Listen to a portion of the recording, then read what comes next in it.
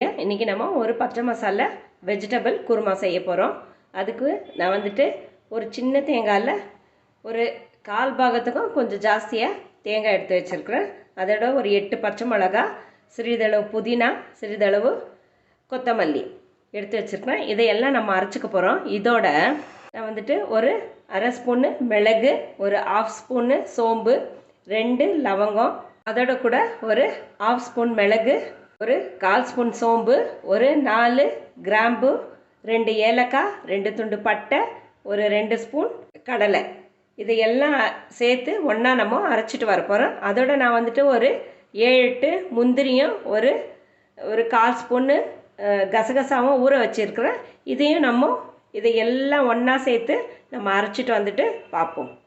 இப்போ நம்ம இந்த மசாலையெல்லாம் அரைச்சிட்டு வந்துட்டோம். இப்போ எப்படி செய்யறதுங்கிறத பார்ப்போம். நம்ம ஸ்டவ் ஆன் பண்ணி ஒரு குக்கர் வச்சிடலாம். குக்கர் வச்சுட்டு ஒரு 4 ஸ்பூன் அளவுக்கு எண்ணெய் சேர்த்துக்கலாம். இதில் ஒரு துண்டு பட்டை, ஒரு ஏலக்காய், 2 கிராம்பு, ஒரு பிரியாணி இலை, இதை நம்ம இதில் சேர்த்துக்கலாம். இதோட ஒரு பெரிய வெங்காயம், இது கருவேப்பிலை நல்லா கலந்துட்டு ஒரு பெரிய ஸ்பூனில் 1 ஸ்பூன்னு ஜிஞ்சர் கார்லிக் பேஸ்ட். இது 1 நிமிஷம் இந்த ஜிஞ்சர் கார்லிக் பேஸ்ட்டு வதங்கட்டும். ஒரு 1/4 கப்பு பட்டாணி, இது வந்து பச்சை பட்டாணி நான் ஊற வச்ச பட்டாணி, இது அதாவது காஞ்ச பட்டாணியை ஊற வச்சுருக்கிறது. 1 கப் வெஜிடபிள்ஸ், அதாவது பீன்ஸும் கேரட்டும், அதோட 1 கப் காலிஃப்ளவரு நான் மஞ்சப்பொடி போட்டு கொதிக்கிற தண்ணியில் கழுவி வச்சது, அதையும் இதில் சேர்த்துக்கலாம். இதெல்லாம் நல்லா கலந்து விட்டுடலாம். இதோட 1/4 கப் தயிர், நம்ம அரைச்சி வச்ச இந்த விழுது தேங்காய், பச்சை மசாலா, புதினா, கொத்தமல்லி எல்லாம் அரைச்சோம் இல்லையா, அதையும் இதில் சேர்த்துடலாம். இல்லையா கொஞ்சம் தண்ணி சேர்த்து அதையும் இதில் சேர்த்துக்கணும். இதில் குருமாக்கு தேவையான உப்பு, கொஞ்சமாக மஞ்சப்பொடி, இதெல்லாம் நல்லா மிக்ஸ் பண்ணிக்கலாம்.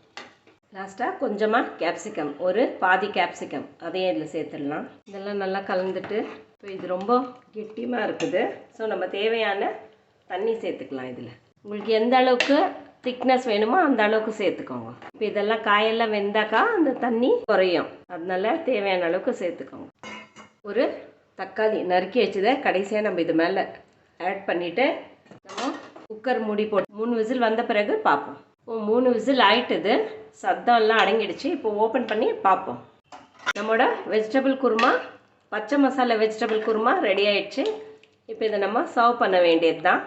வீட்டில் மறக்காமல் ட்ரை பண்ணி பாருங்கள் வியூவர்ஸ். ட்ரை பண்ணி பார்த்துட்டு எப்படி இருக்குன்னு சொல்லுங்கள். பார்த்தீங்கன்னா தெரியும்.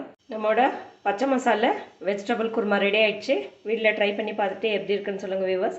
மறக்காமல் நம்ம சேனலை லைக் பண்ணுங்கள், ஷேர் பண்ணுங்கள், சப்ஸ்கிரைப் பண்ணுங்க. தேங்க்யூ.